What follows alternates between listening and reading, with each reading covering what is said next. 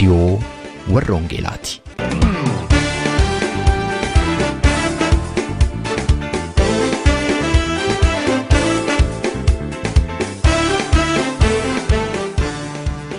Reediyoon warra Wangeelaa tokkummaa waldooti Oromoo warra Wangeelaa Awurooppaatiin qophaa'e torbanitti si'a tokko guyyaa Sanbadduraa dhaggeeffattoota biyyootii gaanfa Afrikaaf naannoo isaatiif akka lakkoofsa sa'aatii Itoophiyaatti galgala sa'aatii 12 hamma sa'aatii 12:00tti dambalii gabaabaa kiilooheerzii 15,515 yookaanis meetir baandii 19 irratti dhaggeeffattoota kibbaaf giddugaleessa Awurooppaatiif immoo akka lakkoofsa sa'aatii giddugaleessa Awurooppaatti galgala sa'aatii 21 hamma sa'aatii 21:00tti dambalii giddugaleessaa kiilooheerzii 1,355 irratti kan isin qaqqabu tamsaasa Wangeelaati. Kun reediyoo warra Wangeelaati.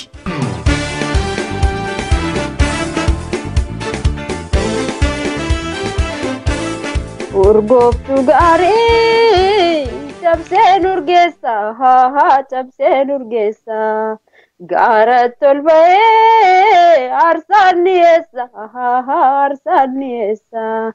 dhaloota barbaan abdiin odeessa na yaadateera Yesuus mucaasa dhaloota barbaan abdiin odeessa na yaadateera gooftaan mucaasa galata yaa'ennumneet mana koo jira tuttuu keena dammaqsee faarsinaan jedha galata yaa'ennumneet mana koo jira tuttuu keena dammaqsee faarsinaan jedha ana akkamiin callisa akka elellisa utaalee buburraaqeen maqaa sabbisa utaalee buburraaqeen maqaa sabbisa utaalee buburraaqeen maqaa sabbisa urgooftuu gaarii cabsee nurgeessa cabsee nurgeessa gaaratti ol ba'ee aarsaan dhiyeessa dhaloota barbaan abdiin odeessa na yaadateera gooftaan mucaasa dhaloota barbaaniif abdiin odeessa na yaadateera gooftaan mucaasa galata yaa'ennumneet mana koo jira tuttuu keena dammaqsee faarsinaan jedha galata yaa'ennumneet mana koo jira tuttuu keena dammaqsee faarsinaan jedha ana akkamiin callisa akka elellisa utaalee buburraaqeen maqaa sabbisa utaalee buburraaqeen maqaa sabbisa lafee gogaatti riguun godhee galate Yesuus michuun garaa koo na firoonfate lafee gogaatti riguun godhee galate Yesuus michuun garaa koo na firoonfate qabeenyaan qabu keessaa kan ofii kooti guutummaan jireenya koos qabeenya isaati guutummaan jireenya koos qabeenya isaati guutummaan jireenya koos qabeenya isaati galatoomne. Harka fuunee attam jirtu jaallatamtootaaf kabajamtoota dhaggeeffattoota keenyaa kan faarfannaa ammattiin sagantaa keenya jalqabne kana nuuf faarfatte obboleettii keenya Asaantii Haajiiti. Asaantii Haajii akkuma hundumti keessan yaadattan torbee darbee dhuga-ba'umsa ishee kutaa 1ffaa dhageessisuu jalqabdee turte. Sababa hanqina yerootiifis kutaa 2ffaa har'atti bushanneerra kutaa 2ffaan dhuga-ba'umsaa obboleettii keenya Asaantii Haajii har'atti fufa. Kana malees immoo ergaa sagalee Waaqayyoo faarfannaa garagaraa qabna. Iyesuus Kiristoos gara biyya lafaa dhufuun maaliif isa barbaachise? Ergaan sagalee Waaqayyoo har'aa gaaffii bu'uura kanatti deebii laata. Ergaa sagalee Waaqayyoo har'aa kan nuuf fidan waldaa Oromoo warra Wangeelaa London irraati hojjetaa Wangeelaa Peexiros Tolosaati. Egaa hanga xumura sagantaa keenyaatti akka obsaan nuuf turtan kanan isin affeeru qopheessaa raadiyoo warra Wangeelaa ana Robsan Makooti sagantaa keenya wajjin yeroo eebbaa qabaadhaan isin jala.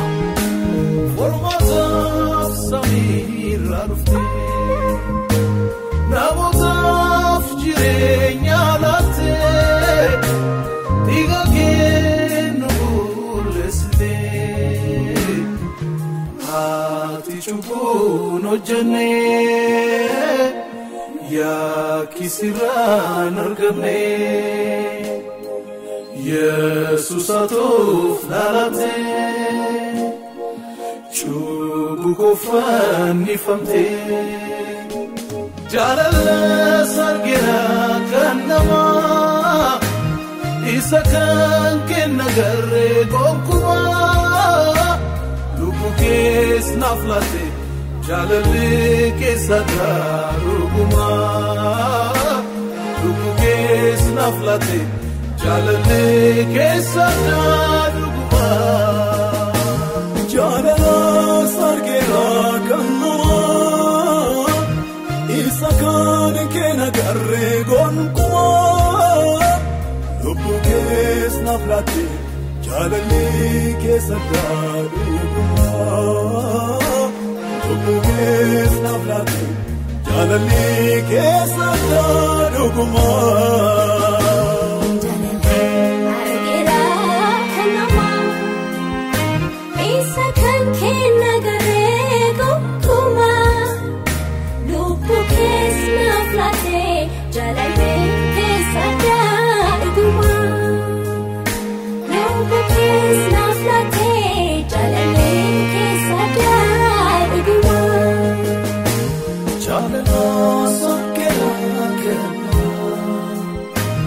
Isakan kena garee gonkumaa lubbuu kees naaf laate jaalala keessatti dhugumaa lubbuu kees naaf laate jaalala keessatti dhugumaa. Har'a kan waliin ilaallu Yesuus maaliif dhufe kan jedhu irratti sagalee Waaqayyoo keessaa walii wajjin ilaalla. Akkuma beeknu gooftaa Yesuus Kiristoos gara biyya lafaa kan dhufe waggaa 2000 duradha. Yesuus Kiristoos erga biyya lafaa dhufe waggaa 2000 asitti waggaa 2000 kana guutuu Yesuus Kiristoos maaliif akka dhufe biyya lafaa dhufe maal hojjete akka deebi'e yeroo hundumaa wangeelaan hin lallabama. Har'a gaan mata duree kanarratti wanta nu ilaallu Yesuus maaliif akka inni dhufe walii wajjin ilaalla. Kanaaf mata duree fudhadhee kan irratti lallabu wangeela Yohaannis boqonnaa 6 lakkoofsa 38 irratti akkas jedha. Fedha ofii kootii raawwachuudhaaf miti fedha isa ana erge raawwachuufan waaqarraa gadi bu'e malee jedhe gooftaa Yesuus Kiristoos. Gooftaa Yesuus Kiristoos biyya lafaa kana kan dhufe fedha abbaa isaa raawwachuu akka sagaleen Waaqayyoon dubbata. Fedha Waaqayyoo immoo raawwachuu akka dhufe jaalalaan akka ta'e abbaan akkuma isa jaallate jaalala abbaa isaatti qabame gara biyya lafaa akka dhufe wangeela Yohaannis keessatti guutummaatti arganna. Yohaannis wangeela isaa keessatti yeroo dubbatu Yesuus Kiristoos gara biyya lafaa dhufe maal hojjete akka deebi'e hundumaa tooraan kaa'eera. Galanni Waaqayyoof haa ta'u. Kanaaf fedhi Waaqayyoo maalidha jennee yeroo laallu asuma Yohaannis boqonnaa 6 lakkoofsa 39-40 irratti fedhi Waaqayyoo inni tokkoffaan inni warra isatti kenne keessaa tokkollee akka hin banne akka inni eeguuf kun fedha Waaqayyoo akka ta'edha. Lammaffaa immoo kan isatti amanu hundumtuu jireenya bara baraa akka qabaatuuf Yesuus Kiristoos gara biyya lafaa dhufe. Fedhi Waaqayyoo inni guddaan kan inni hundaa'e wanta kana lamaan irrattidha. Sagalee Waaqayyoo keessatti yeroo agarru akkas jedha. Jalqaba sagalee ture, sagaleenis Waaqayyoo bira ture, sagaleenis Waaqayyoo ture jedha sagaleen Waaqayyoo. Gooftaa Yesuus Kiristoos Waaqa ture garuu Waaqarraa bu'ee dhufe. Wangeela Yohaannis boqonnaa 1 lakkoofsa 14 immoo akkas jedha. Sagalichi nama foonii ta'ee nu gidduu buufate ulfina isaa isa ayyaanaaf dhugaadhaan guute argine. Ulfinni isaas isa ilma tokkicha abbaasaa irraa argatu ture. Gooftaa Yesuus Kiristoos nama ta'uu isaa agarsiisa irratti. Nama ta'ee gara biyya lafaa dhufe ergaa abbaan isaa itti kenne akka inni raawwate dubbiin Waaqayyoo hin dubbata. Wangeela Yohaannis boqonnaa 3 lakkoofsa 16 irratti akkas jedha. Waaqayyo akkasitti tokkicha ilma isaa hamma kennutti biyya lafaa jaallate. Kun immoo isatti kan amanu hundumuu jireenya bara baraa akka qabaatuuf malee akka baduuf miti. Waaqayyo biyya lafaatti faraduuf miti biyya lafaa isaan fayyisuuf ilma isaa biyya lafaatti erge malee.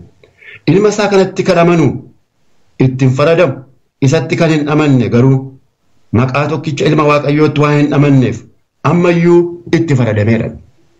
Jaalalli Waaqayyoo kan mul'ate biyya lafaatti kan mul'ate Yesuus Kiristoosinidha. Kanaaf tokkicha isa ta'e ilma isaa dabarsee biyya lafaatti kenne Waaqayyo. Maaliif namoonni gara jireenya bara baraatti akka galan namoonni affeerraa Waaqayyo namaaf godhe jireenya Waaqayyo namaaf godhetti akka galaniif daandii Waaqayyo ittiin gara biyya lafaa dhufe ilma Waaqayyoo Yesuus Kiristoosidha. Kanaaf Yohaannis yeroo dubbatu maalidha? Macaafa isaa keessatti Yesuus akka jedhe karaanis dhugaanis jireenyis ana malee eenyuyyuu gara abbaa koo dhufuu hin danda'u jedhe. Kanaaf gooftaa Yesuus Kiristoos ergaa abbaa isaarraa kennameef kana jaalalaan raawwachuu akka dhufe macaafa qulqulluu keessatti ni ilaalla. Waaqayyo waa'ee Yesuus Kiristoos macaafa qulqulluu keessatti si'a sadii yeroo waaqarraa dubbatee dhugaa ba'u hin agarra. Tokko wangeela Maatiyos boqonnaa 3 lakkoofsa 17 irratti agarra. Wangeela Maatiyos boqonnaa 17 lakkoofsa irratti agarra. Akkasuma immoo wangeela Yohaannis boqonnaa 12 lakkoofsa 28 irratti hin agarra Waaqayyo dubbachuusaa. Isa jalqabaa wangeela Maatiyos boqonnaa 3 lakkoofsa 17 irratti sagalee akkas jedhutu waaqarraa dhufe. Inni kun ilma koo isan jaallatamaadha. Gammachuun koos isatti raawwatama jedhe Waaqayyo. Kuni Yesuus Kiristoos laga Yordaanositti battala cuubamee achi keessaa ba'etti hafuurri qulqulluun akka gugee ta'ee yeroo dhufee irra qubate sagaleen kun waaqarraa dhufe. Ilma koo kanan jaalladhu kanan itti gammadu isa kana inni gammachuu koo anaaf raawwatu jedheeti Waaqayyoo waaqarraa dubbate. Galanni Waaqayyoof haa ta'u. Kanaaf ilmi Waaqayyoo Yesuus Kiristoos yaada Waaqayyoof fedha Waaqayyoo raawwachuu akka dhufe sagaleen Waaqayyoo nutti dubbata. Maatiyos boqonnaa 17 lakkoofsa 5 irratti gooftaa Yesuus Kiristoos Peexiros Yaaqoob Yohaannisiin fudhatee gaara dheeraatti akka ol ba'ee hin agarra. Gaara kanarratti erga ol ba'ee booddee gooftaa Yesuus Kiristoos bifisaa hin geeddarame. Akka namaa wayyaa adiin namni wayyaa miicuutti wayyaansaa hin addaateedha sagaleen Waaqayyoo bifa waaqummaasaa uffate. Bifa foonii utuu hin ta'in bifa waaqummaasaa uffate gooftaa Yesuus Kiristoos. Isa booddee Eeliyaas Museen gaara sanarratti Yesuus Kiristoos wajjin dubbatu turan. Yeroo kanatti Peexiros fa'ammoo iddoo tokko turanii achi ka'ee Peexiros iddoo kanatti godoo tokko siif Eeliyaasiif tokko Museef ijaarra jedhe waan dubbatu hin beeku ture jedha sagalee Waaqayyoo. Peexirosii kanaa dubbachaa jiru duumessa keessaa sagaleen tokko dhufe. Kun ilma koo isaan jaalladhu gammachuun koo isatti hin raawwatama isa dhagaa jedhe. Galanni Waaqayyoof haa ta'u. Gammachuun Waaqayyoo kan itti raawwatu fedha Waaqayyoo kan raawwatu Yesuus Kiristoos akka ta'e Waaqayyoo si'a lammaffaa gaara sanarratti gaara Taaboor irratti sagaleedhaan dhageessise. Kanaaf Yesuus Kiristoosin kan dhaga'u hundumtu jireenya akka qabu. Har'a isa dhaga'u akka dandeenyu Waaqayyo nu gargaaru. Wangeelli har'a waan lamaaf lallabama. Tokko namoota mana Waaqayyoo keessa jiran amala Waaqayyoof bifa Waaqayyootti akka guddatan Yesuus Kiristoosin gara fakkaachuutti akka guddataniif wangeelli lallabama. Inni lammaffaan wangeelli kan lallabamu namoota ala jiranii namoota maatii Waaqayyootti mana Waaqayyootti hin dabalamne isaaniin affeerraadha. Kan agarra. Kanaaf Yesuus Kiristoos jaalala abbaa isaatiin akka dhufe jaalala mataa isaatiin immoo akka dhufe sagaleen Waaqayyoon dubbata. Eenyuyyuu san dirqisiisne jechuudha. Kan dirqisiise Yesuus Kiristoosin jaalaladha. Jaalalli kun jaalala isa agaappee jennudha. Jaalala waaqarraa, jaalala hin kufne, jaalala hin jijjiiramne. Maaliif dhufe jennee yeroo laallu tokkoffaa irratti gooftaa Yesuus Kiristoos kan dhufe cubbamoota waamuudhaaf dhufe. Maarqos boqonnaa 2 lakkoofsa 17 irratti akkas jedha. Gooftaa Yesuus Kiristoos yeroo Lewwii waamee mana Lewwii ol lixe warri Fariisotaa isa kasasuudhaan isa hammeessuudhaan akkas jedhan. Akkamitti warra qaraxxuudhaaf warra seeraan hin jiraanne wajjin nyaataa jedhani gooftaa Yesuus Kiristoosin. Kana dhaga'eet akkas jedhe inni immoo deebise. Ani warra jireenya qajeelota jiraatan waamuu hin dhufne warra cubbamoota waamuufan dhufe malee jedhe gooftaa Yesuus Kiristoos. An qajeelota waamuun dhufne warra cubbamoota waamuun dhufe jedhe gooftaa Yesuus Kiristoos. Galanni Waaqayyoof haa ta'u. Kanaaf cubbamoota waamuu biyya lafaa dhufe. Gara cubbamootaa dhufe. Gara warra dadhabootaa dhufe. gara warra tuffatamanii dhufe gara warra dhukkubsatootaa dhufe gooftaa Yesuus Kiristoos. Wangeela Maatiyoos boqonnaa 11 lakkoofsa 28 irratti akka jedha. Isin warri itti amaatanii dadhabdan ba'aanis kan isinitti ulfaate hundinuu gara koo kottaa jedhe gooftaa Yesuus Kiristoos. An boqonnaa isiniifan kenna. Gara koo kottaa. Gara Yesuus Kiristoos dhufee kan hin boqonne tokkoyyuu jiru. Gara isaa kan dhufu hundumtuun boqota. Galanni Waaqayyoof waaqarratti, galanni Waaqayyoof lafarratti, galanni Waaqayyoof baroota hundumaa keessatti ta'u. Ba'aan dhukkubaa warra irra jiru, seexanaan kan qabaman, dhiphina adda addaatiin kan qabaman, ba'aan biyya lafaa kan isaan irra jiru, hundumtuu gara Yesuus Kiristoos dhufu turan. Dhufanii miilla isaa jala ba'aa isaanii kaa'u hin fayyu turan. Dhukkubarraa hin hiikamu, seexanarraa hin hiikamu. Jaamaan hin arga, duudaan hin dhaga'a, naafni hin diriira, du'aan hin ka'a, dinqi guddaa ta'a ture. Yesuus Kiristoos kana raawwachuu gara biyya lafaa dhufe. Kanaaf gaaddidduu du'aa jala warra jiraataniif ifa ba'e jedhe Isaayyaas. Ifa ba'e jedhe. Ifni kun karaa ilma Waaqayyoo Yesuus Kiristoos fiixaan ba'eera galanni Waaqayyoof haa ta'u. Kanaaf har'a gooftaa Yesuus Kiristoos gara mana tokko keenyaa dhufeera. Sagalee isaatiin hin dhufa. Karaa ergaan dhufa. Karaa adda addaa gara jireenya keenyaan dhufa. Har'a karaa adda addaa wangeellitti dubbataa jira. Balbalarra dhaabatee hin rukuta jireenya keenya. Nu gaafata ol lixuudhaaf. Warra simnee ol lichisnuuf gooftaa Yesuus Kiristoos jireenya irraa hafaanuuf kenna. Akkas jedha sagaleen Waaqayyoo hattichi qaluudhaaf balleessuudhaaf dhufa. Ani garuu jireenya isiniif ta'uufan dhufe. Inni hatuudhaaf qaluudhaaf balleessuu dhufa. Yesuus Kiristoos garuu jireenya irraa hafaa ilmaan namaatiif kennuudhaaf akka dhufe sagaleen Waaqayyoon dubbata galanni Waaqayyoof haa ta'u. Seenaa tokkoon isinitti hima. As biyya Ingilizii keessatti Edward 8ffaa nama jedhamanii mootii tokkotu bar tokko biyyuma koo keessaa nama hamaadha jettanii natti agarsiisaa yookiin itti nageessaa badhaasan kennaafi jedhani. Maaliif akka isaan kana godhanii naan galle naaf. Garuu seenaa kana dhaga'e seenaa kana dubbise. Namichi hamaa jedhamu tokko mandaraa Ingilizii keessaa iddoo tokkotti ba'ee kan jiru mandara tokko dhaqani. Gaafa achi dhaqanii namichi kun hin dhaga'e akka mootiin dhufan. Namichi kun balleessaa baay'ee yakka baay'ee qaba ture. Mootiin waan isa balleessuuf dhufan itti fakkaate mana isaa gadhiisee habararee biyya gadhiisee bade. Mootichi garuu nama kana badhaasuuf turani. Gooftaa Yesuus Kiristoos akkasitti dhufa gara jireenya keenyaa. Namoonni baay'een waa'ee Yesuus Kiristoos dhimma hin qaban. Yesuus Kiristoosin akka namaatti lakkaa'u. Waa'een Waaqayyoo yeroo isaanitti himamu gurra isaanii irra yaa'u. Dhaga'uu hin barbaadan. Keessumaa har'a biyya lafaa yoo ilaallu, seekulaar worldii kana yoo ilaallu, Waaqayyoo irraa namoonni fagaatanii Waaqayyoon dhiisanii yeroo itti of waaqessan bara akkasii keessa jirra. Garuu ilmi Waaqayyoo har'as sagalee araaraa, harka araaraa ilmaan namaatti bifa isaan kan uumame hundumaatti harka isaa diriirseera galanni Waaqayyoof haa ta'u. Luqaas boqonnaa 19 lakkoofsa 10 irratti akkas jedhe gooftaa Yesuus Kiristoos ilmi namaa isa bade barbaaduuf fayyisuudhaaf dhufeera jedhe. Galanni Waaqayyoof haa ta'u. Gooftaa Yesuus Kiristoos gara biyya lafaa dhufeera. Ilma namaa fayyisuuf dhufe. Mana Zakkiyoos ol lixee gooftaa Yesuus Kiristoos. Har'a fayyinni mana kanaaf ta'eera jedhe. Mana Yesuus Kiristoos ol lixu hundumaatti fayyina ta'a, eebba ta'a. Hafuurri Waaqayyoo eebba isaa gadhiisa. Kanaaf dhufeera jedha. Gooftaa Yesuus waamicha isaa kana biyya lafaa kan inni dhufe waan dhufeef kan inni raawwate fannoo irratti akka inni raawwate sagaleen Waaqayyoon dubbata. Dhumni isaa fannoo irratti ture. Fannoo irratti raawwatee deeme gooftaa Yesuus Kiristoos. Du'a mo'ee, aangoo du'aa mo'ee, aangoo si'ool mo'ee, aangoo seexanaa mo'ee gara Waaqaatti ol ba'ee har'a gara mirga Waaqayyoo jira galanni Waaqayyoof haa ta'u. Kanaaf obboloota koo har'i warri misraachoo sagalee kana dhageenyu of bukkeen dabarsinu.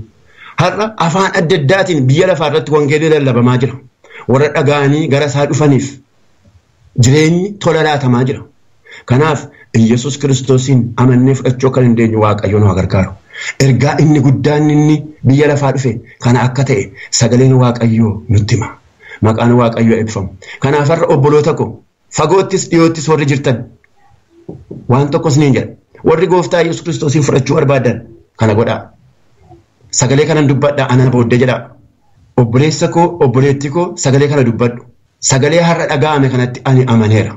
Yesuus gara biyya lafaa akka dhufe Waaqa dhugaa akka ta'e nan amana. Fannoo irratti du'ee owwaalame akka ka'e nan amana. Yesuus Kiristoos gooftaadha. Bara baraan Ameen.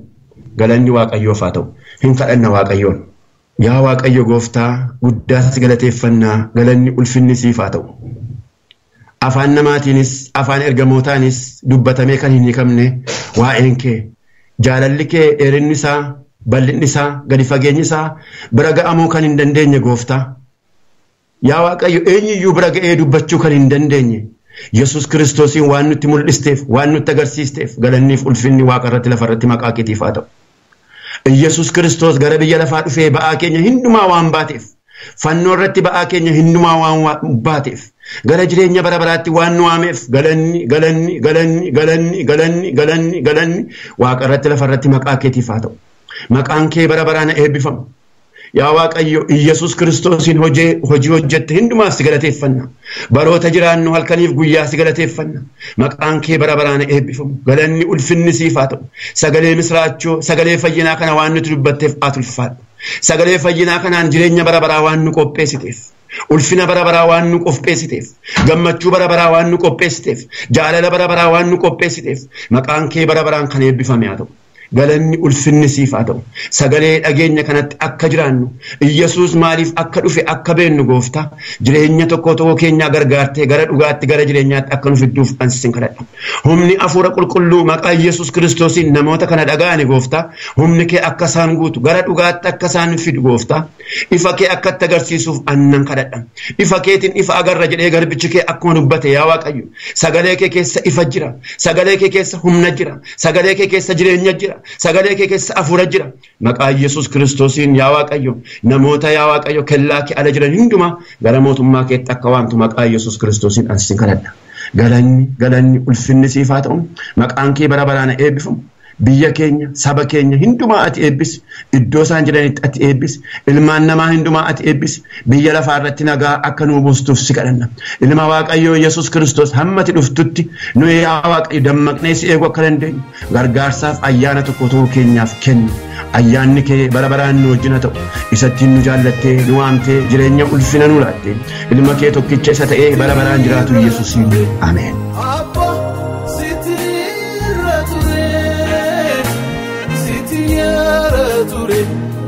Yesus sitiniara ture gadi of debisi ulfina kodisi yon farse gadi of debisi ulfina kodisi yon farse gadi of debisi ulfina kodisi yon farse gadi of debisi ulfina kodisi yon farse Volofati wadarra kadure wa ejubu kenyaf kadure yakadana nama fanura tolwe nufre yakadana nama fanura tolwe nufre yon forse sitni rature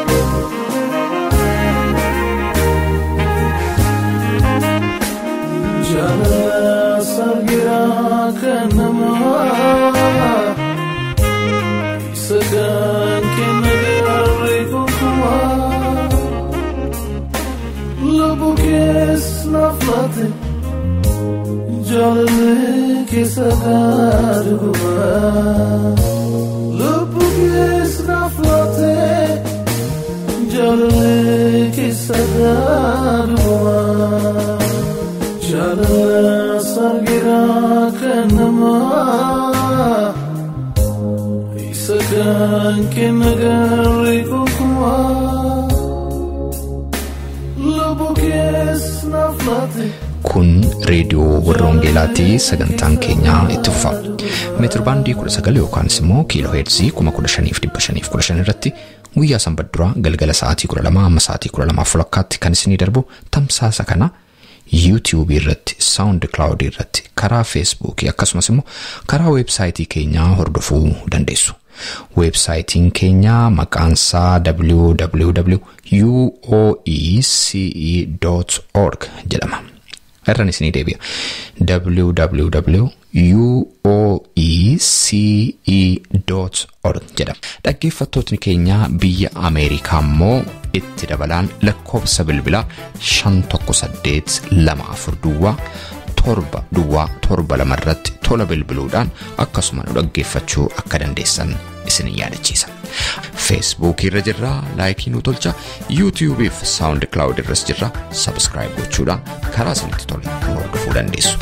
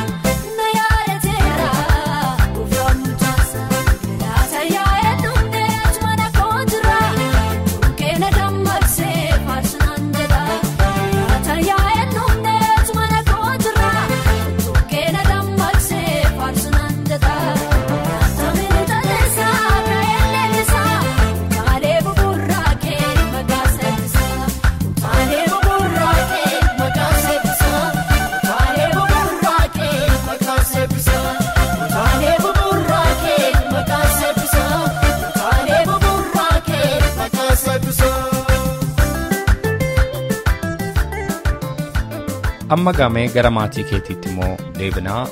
Gooftaa fudhachuu kee yeroo dhagaan maal jedhan warri kee? Firootni kee eddana jiranoo warri kee biyya jiranoo maal jedhan? Abbaan kee faati kee? Firoonni koo kana jiran hin beekani. Garuu haadhatii yaanii calqabumarraa hin itti hime jechuun maaliif haati koo kanaafuu battee baay'ee yeroo na dhukkubu nan bo'aan akka nama kaanii hin obsu yeroo asii na dhukkubu akka waa'ee waanaa gootu bilbilaan itti bo'aa jechuudha. Yeroon maaliif na deesse jedhee isii gaafadhutu jira akka waan haatiitti yaa dhuftee dhibee sanarraa fuutu jechuudha. Garuu wannan inni irraaffanne keessaa waan sammuu keessatti naafe yeroon biyya jiru gaafan Finfinnee jiru abbaan kiyya daakuu dugdatti baadhatee naafida jechuudha. Faransaayiti yeroon baradhatan. Baay'ee na jaalataa yeroon hidhames dararama guddaa na wajjin dabarsee yeroon baqadhaa sitti mataan na dhukkubusan maaltu akkas na godhu nagee abbaa baqa maatii malee hin jiraadhu jedhee murteesse yaani yeroo sanitti jechuudha. Maatii abbaa kiyya malee kanan biyyatti yeroon sagaduyyuu an abbaa kiyya sodaafin sagada yoon dhugaa dubbadhe maaliif waan inni na loluuf jecha abbuma kiyyaafin biyya lafaarra jiraadha iyyuu natti fakkaate garuu kan na uume kan isa uumeyyuu nu gubbaa jira jechuudha. Maaliif ergan Waaqayyoo bare garuu kan natti mul'ate akka inni hoosan na gargaaruyyuu kan isaaf humna godhe Waaqayyo jedheen amane akka abbaan kiyya na gargaaruyyuu kan isaa godhe Waaqayyo edaa abbaa isa caaluun of biraa qaba jedhee muradhe. Amma garuu haati kiyya na bira jiraate abbaan kiyya na bira jiraate wanni fedhe na bira jiraate kan amane haadhaaf abbaan inni asitti naa kenne baqa namuma haadhaaf abbaa godhee asitti naa qopheesse haadhaaf abbaa isaaniifuu abbaan kan naa oli kan na gubbaa jiru haadhaaf abbaa kan isaanii ta'uyyuu isaanuyyuu isarraa eeggatan jedheen amane jechuudha. Abbaan abbaa caalu odoo jiruun abbaa kiyya jedhee boohaa ture edaa jedheen of amansiisee jechuudha. Isatti amanuun kiyya abbaa kiyya nan irraafadhe haadha kiyya nan irraafadhe kanan duraan itti boohu amma osoo na dhukkubeeyyuu abbaa itti boohuun qaba utuu rakkadheeyyuu abbaa itti boohuun qaba jechuudha. Saasanitti bilbileen akkasii baqa zamzamanaa erga akkas jedhaanii ture gaafa dhuma amanu garuu Waaqayyoo na fayyisetti amantaan jedheen amma zamzamas na ergedhee sirrakkisu mataan na dhukkubees jedhee sirrakkisu Waaqan na fayyisetti amantaa jennaan yaana namana waan ani itti taphadhu seeti Waaqa si amane san bira jilbaaniin dhaqaayyuu naan jette. Okay jedhee gaafan itti hime kaateedhatte hin amantee jechuudha. Maaliif akkas wannan cinqamee sin qabu sun karoora Waaqayyooti. Afaanuma takkitti itti dubbadhe kanaan isiin illee amantee jechuudha. Isii qofaa miti obboleeyyan koo nama lama isii wajjin nama 3 amma 7 deemu erga cuuphamanii jechuudha. Galanni Waaqayyoof haa ta'u baay'ee namatti tola. Abbaan kee nageenye? Yaa inni nageenye. Haga ammaa kan isaanii dhagee jira kiyya garuu quba qabu. Baay'ee namatti tola Asaantii. Amma akka beekamu ati sirbituu turte qooqa bareedaadhaan sirbaa turte. Amma immoo faarfannaa dhaggeeffattaa. Faarfannaa dhaggeeffachuu duwwaama qooqa kee bareedaa kanaan faarfannaa faarfachuu jalqabdeetta. Yaa. Na dhageesse? Yaa nagaa. Faarfannaa dhaggeeffachuu qofa moo hin faarfattasi? Nan faarfadhasi jechuun ammaa fi charsii keessatti nan shaakalaa gaafa cuuphamtee hin dhaabbatti jedhanii garuu yeroo takka nan faarfadhas namoota fuuldura dhaabbadha jechuudha. Mee faarfannaa jaallattu keessaa nu dhageessisi kaa? Hayyee.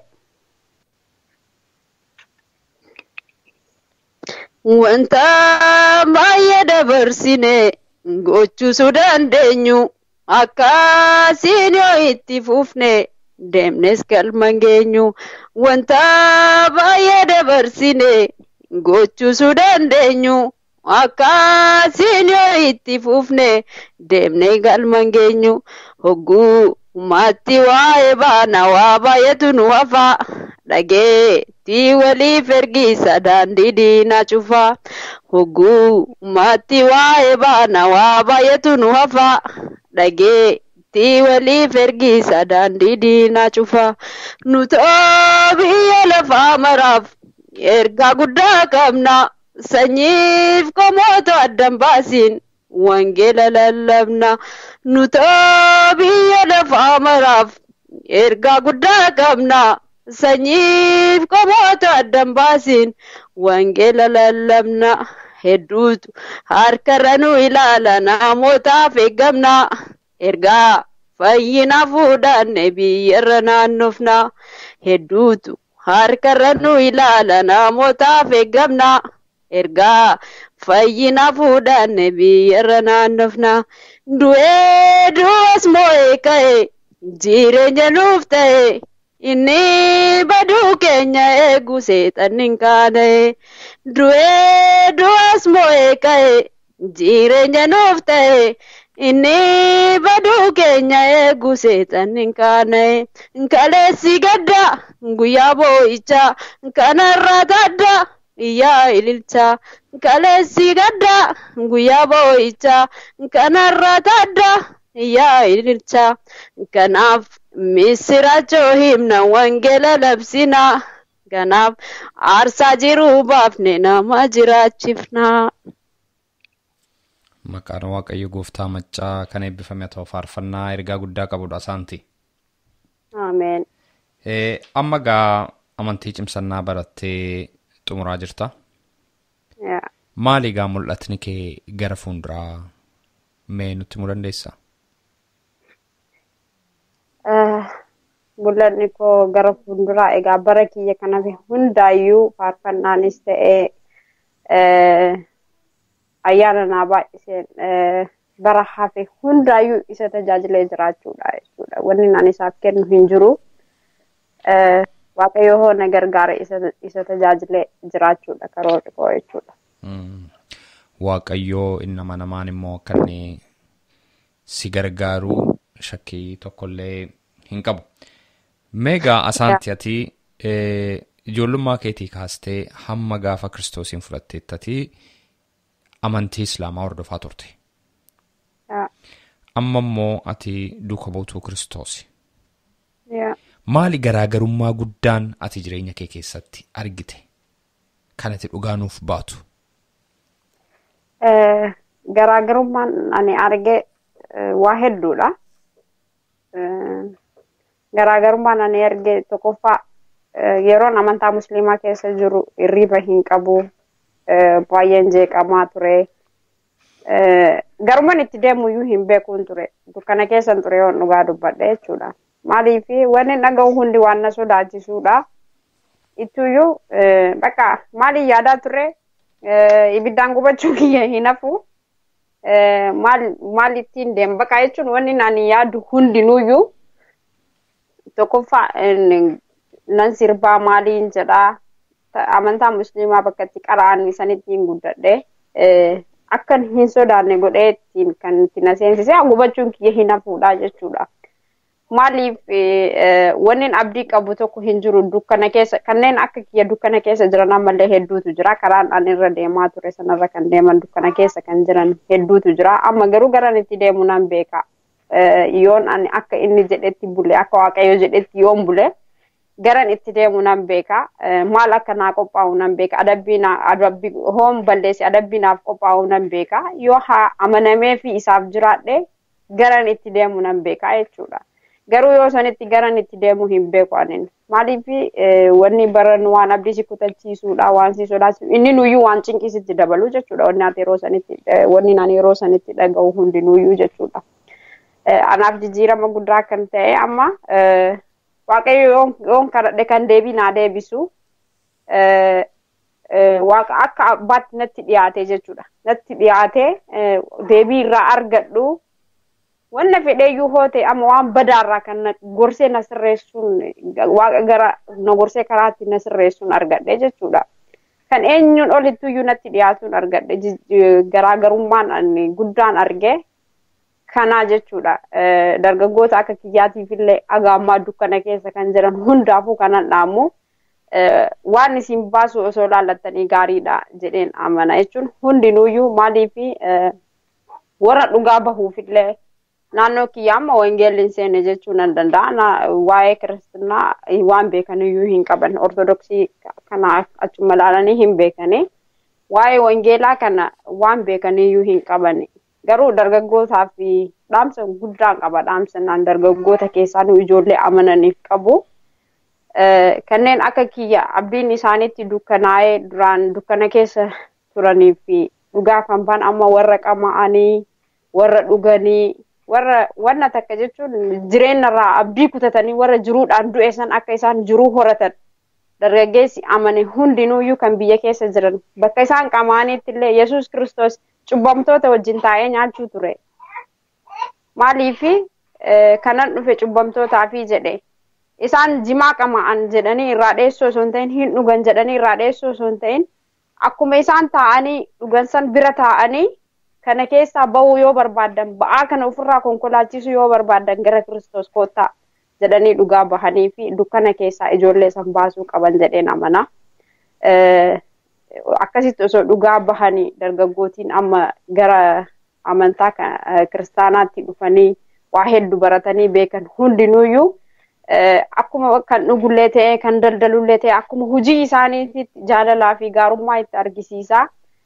Akkasitti osoo dhugaa bahanii fi hunda isaaniitu kan akka kiyya dukkana keessa ture dukkana keessaa otoo baasanii baay'ee natti tola jechuudha. Amma gaa ergaa dabarsiteettaa dargaggoota akka keetii fi akkatti gooftaan gara fayyinaatti si waamee dhugaa nu baateettaa wanti hin hafeeti jettu waan dubbachuu barbaaddu jira. Baay'een gaabbaa beektaa ergan biyyaa baqadhe gooftaa beekuun garuu kun akeeka isaati. Otoon biyya jiraadhe waa baay'een irratti hojjedha jedhee yaada. Kanneen akka kiyya dukkana keessa turan dhaqee dhugaa bahuudhaaf otoon biyya jiraadhe waa hedduun irratti hojjedha jedhee yaada. Egaa biyyan itti dhufe kanattis Waaqayyo karaa hundaanuu afaan biyya kanaatis akka naa kennu abdiin qaba akkan dhugaa bahee gara mootummaa isaatti nama fiduudhaaf dhugaa bahuu akka inni kana naa godhu abdiin qaba.